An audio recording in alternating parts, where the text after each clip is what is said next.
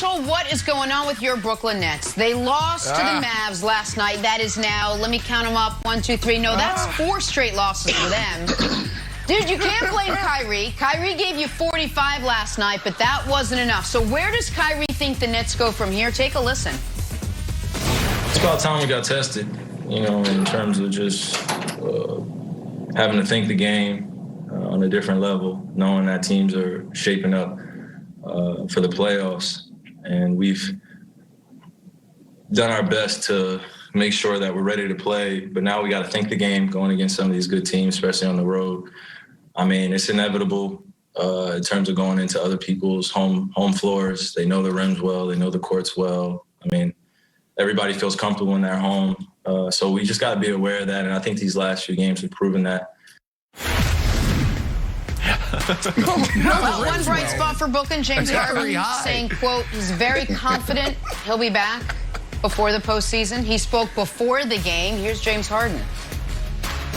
Where do you think you fit in trying to kind of immediately, we've been talking about it all season, but come back, gel, build quick chemistry, and how much of an issue do you anticipate that potentially being?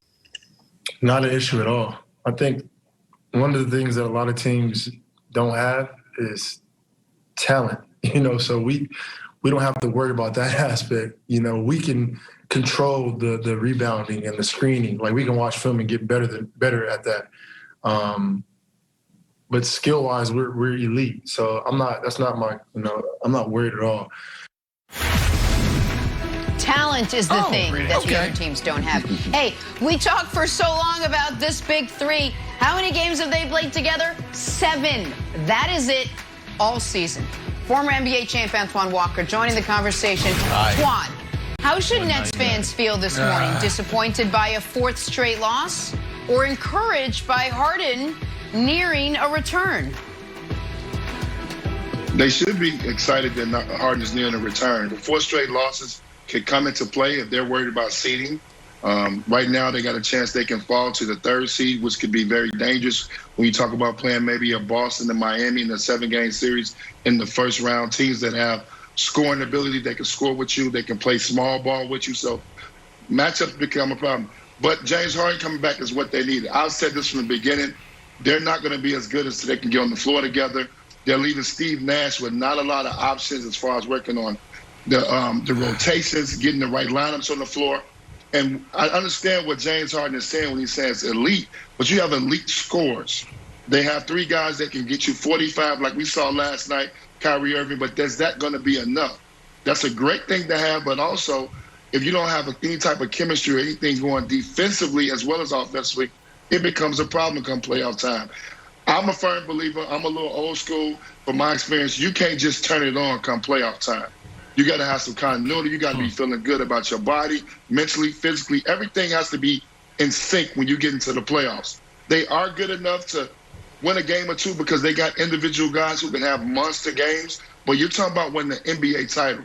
It's not about winning 1 game or winning 1 series. The goal is much higher for them than it is for other teams. So you should be concerned, but they should be happy that Harden's coming back. And if he's able to play 4 or 5 games as a complete unit, I like that. That's a better look going into the playoffs.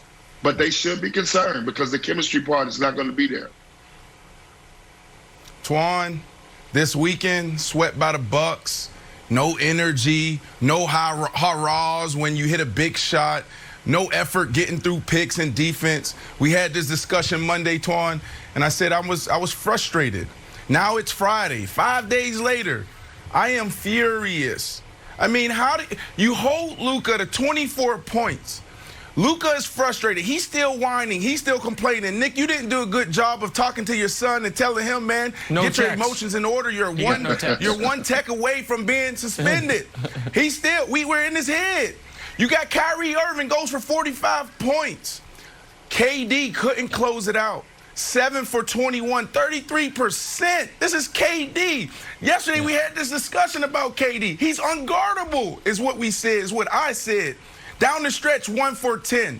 We lose. We're in a 4-game losing streak going into the playoffs. This isn't what you want. So, yes, Yeah, frustration, furious today on Friday. Yeah. But the hope is, and I'm still wearing my black and white, still representing Brooklyn. Got my jersey still here.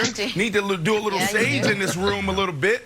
But I don't expect KD to play like that again, right? Like, I mean, how many years have KD been in the league, and how many games have we seen like that where he just couldn't find the rim? So that is the hope. That is the light at the end of the tunnel. I don't see KD not closing that out in games like that. Here's the problem. There's a reason that KD in the game against the Bucks and then last night down the stretch wasn't good. They're asking too much of him because KD understands you got to get stops. And so KD, as I cautioned you at the beginning of the year, your best offensive player is also your only very good defensive player on the entire roster. So he's looking around. He's like, geez, Louise, guys, we got Blake trying to check Luka. Okay, let me do it. Let me help. Let me try to help out on that end since we allowed 37 in the first quarter. And at the end of the game, he's tired. It is when Kawhi Leonard was the best defender in the league, he was averaging 16 points a night. Now that he's asked to average 26 a night, he's a good, not great defender. It is very hard, particularly once you get into your 30s, to give it all on both ends of the court. But KD knows what Steve Nash knows, which is this team defensively. James are going to be like, oh, no, we just, watch some film and figure out screens and stuff. Can we show the most important possession of the game? Look at this brilliant set the Mavs run. Oh, my God. How long did it take to draw this up? Oh, that's a layup. I mean, it's a pass to the perimeter, a cut, and a layup. There's 30 seconds left, down 4. You have to get a stop. You have to get a stop there, and it is Jalen Brunson with no resistance to the rim. Wilds. You know what my favorite part of Nets games are? But real quick, Wilds. You know what my favorite part of Nets games are? When they do the coach's audio from one of the timeouts, and every time it's Steve Nash like, Guys, we got to call out screens. Guys, we got to communicate on defense. He's talking to them the way you talk to a junior high school basketball team. Like, guys, on defense, just try. Just give me your best effort. Come on, guys. Folks, the playoffs start in 10 days. They are as bad defensively as I promised you they would be. They have not figured out their center rotation. Free advice, Nets fans. Start Claxton. He's your only shot. But instead, it's like, hey, we're going to start Blake Griffin at center. Okay, enough. I mean, it is what it is, Wilds. Brandon, that is a concern. We never know. You roll the dice like, oh, DeAndre Jordan, DNP. Like, oh, he's starting. It's just something that maybe you can bet on as the NBA embraces gambling. You can bet, is DeAndre Jordan good or is DeAndre Jordan a bench warmer? No one can figure it out. Antoine, I 100% buy what Nick is saying about KD expending too much energy on both sides of the ball now. Do you think that one of the advantages of having Harden back is not that Harden's going to be this elite rim protector or Harden is going to be this great stopper, but that he will take some of the offensive load off of KD so KD can distribute his energy more equally on the defensive side? There you go. That has some truth to it because you need all your players on the floor. This goes back to guys getting on the floor being healthy. With no chemistry, that's what happens. Defensively, you're not very good, but you don't have defensive-minded guys on the team. I think that's what Nick should really point out. These are not defensive-minded guys. And I'm going to tell you another problem they have. Your head assistant coach is Mike D'Antoni. So I guarantee you the one guy who's voted for DeAndre Jordan not to be on the floor is Mike D'Antoni. He don't like centers on the floor. He likes to be small ball. He likes to play small. But you got to have some rim protection. You have very good big men now in this league, centers that are up for MVP. You've got to play somebody with some size and protect the rim. Those are some of the challenges that Steve Nash is going to have as a coach. You got to understand that that's what's going to be different now. You don't have defensive-minded two-way players as your elite players. Kevin Durant can do it, but that's not the makeup of Kyrie Irving. That's not the makeup of James Harden. That's not the makeup of Blake Griffin. So you got to play somebody that wants to play a little defense if you want to get some stops late in games, and that's happening right now. But that's what happens when you don't get a full unit. You don't get a chance to work with guys to try to figure some of this stuff out. And that's going to be a challenge for Steve Nash come playoff time.